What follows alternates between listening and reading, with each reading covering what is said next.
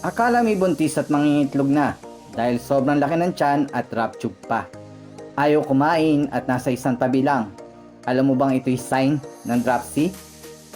Ang dropsy ay hindi sakit, ngunit ito'y sintomas na maraming health issue katulad na lang ng bacterial infection, parasite infestation, liver dysfunction at iba pa, kung saan nagkakaroon ng fluid buildup na humahantong sa pananakit at pamamaga ng tiyan.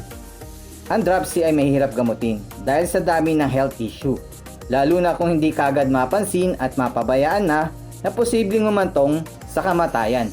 Ang mga sintomas ay alinman sa mga sumusunod: sobrang paglaki ng tiyan, pamamaga ng mata or pwede ring cloudy eyes, pagangat ng kaliskis, pamumutla ng kulay at kawalang ganang kumain.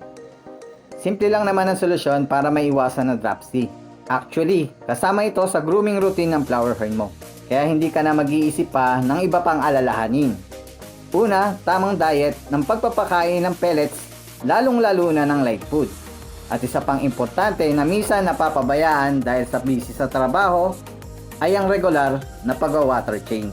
Minsan kasi akala natin na okay lang mag-skip sa pag-water change, lalo na kung sa tingin mo mukhang malinis ang tubig dahil sa magandang filtration.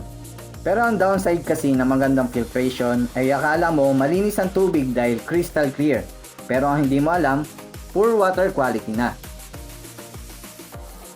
Una, mag-water change ka ng 50% at lagay mo ng rock salt. Maglagay din ng metronidazole, 1 tablet per 10 gallon. Tunawin muna ang metronidazole sa mainit na tubig bago isalin sa aquarium.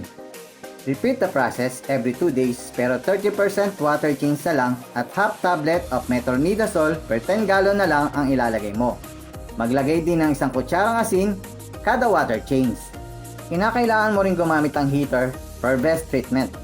Iset lang ang heater sa tamang degrees ng temperatura kung ilang galon ang aquarium mo. Bukod sa metronidazole, makakatulong din ang paggamit ng soft bath every day. Kumuha ka lang ng kahit anong lagayan na kasya ang flower horn mo at maglagay ng Epsom salt, 1 tablespoon per every half gallon, at haluin itong mabuti. Ilagay ang flower horn at hayaan itong mag-stay sa loob ng 10 to 15 minutes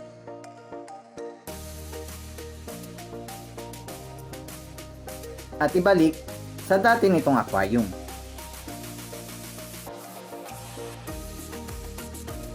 Kailangan ito ng sipag at tiyaga dahil araw-araw mo itong gagawin hanggat hindi mo nakikitang maayos ang kalagayan ng flower horn mo, kasabay ng paggamit ng metronidazole.